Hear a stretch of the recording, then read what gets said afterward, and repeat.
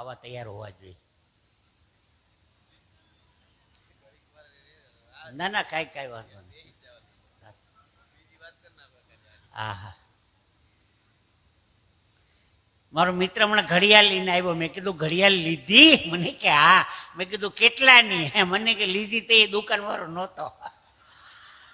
મરી ગયા, કોકને બઠાવી લીધી એમ નથી કેતો. માણો અઘરો થઈ ગયો છે.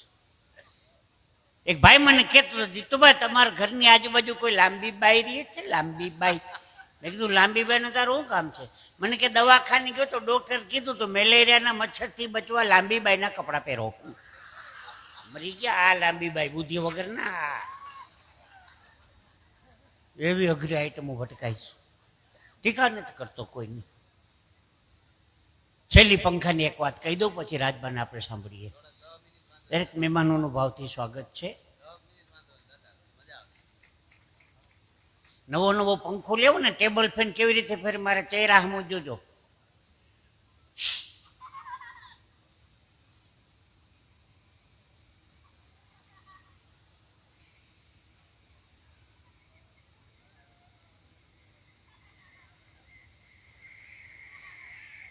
મોકીલાલ હવા આવે ને, તને હવાની જરૂર છે હમણાં.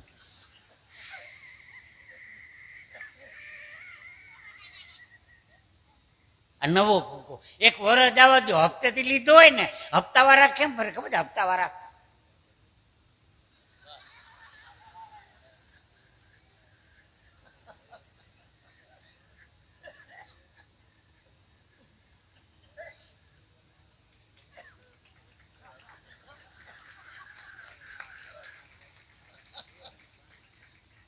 ઘણા પંખા તૂટી જાય એને ધક્કો મારવો પડે. હવે જોજો,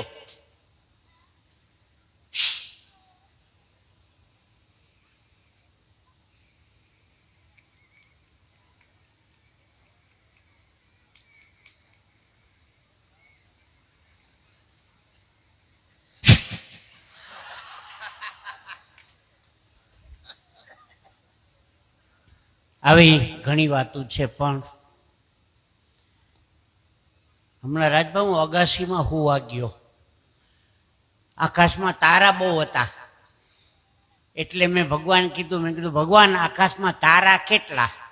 ભગવાને દાંત કાઢતા કાઢતા મને કીધું, મને કે ધરતી ઉપર તારા કેટલા? મેં કીધું એના માટે તાલાળા આવવું પડે ભાગવત કથામાં. હા, તો હું કહું કે મારા કેટલા છે? ભાઈ ભાઈ હે, આ બધા મારા છે.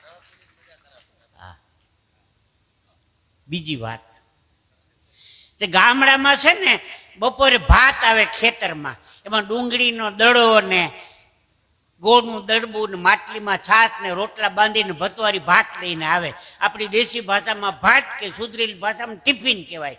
તે ખેતરમાં કઈ હુડી ચાકવું ન હોય, ડુંગળીને પાણા ઉપર રાખીને આમ ઢીકો મારો તો સુધારાઈ જાય. એમાં દીકરાને ઢીકો મારીને ડુંગળી આપજો. હા હું હતી લોટકી, એક ઢીકો મારો હહરાને બેડો વાર દીધો. ઓય મારી નો હોય બાપા.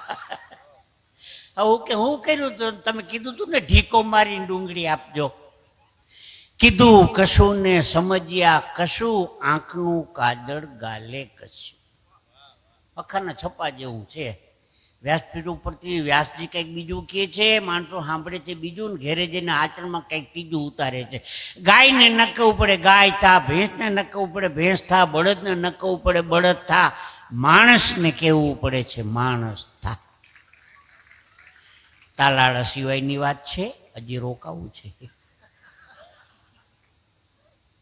આવા ઘણા રૂડા પ્રસંગો છે. પણ આપ બધા અને હું, આપણે બધાય જેમને સાંભળવા માટે આતુર છીએ એવા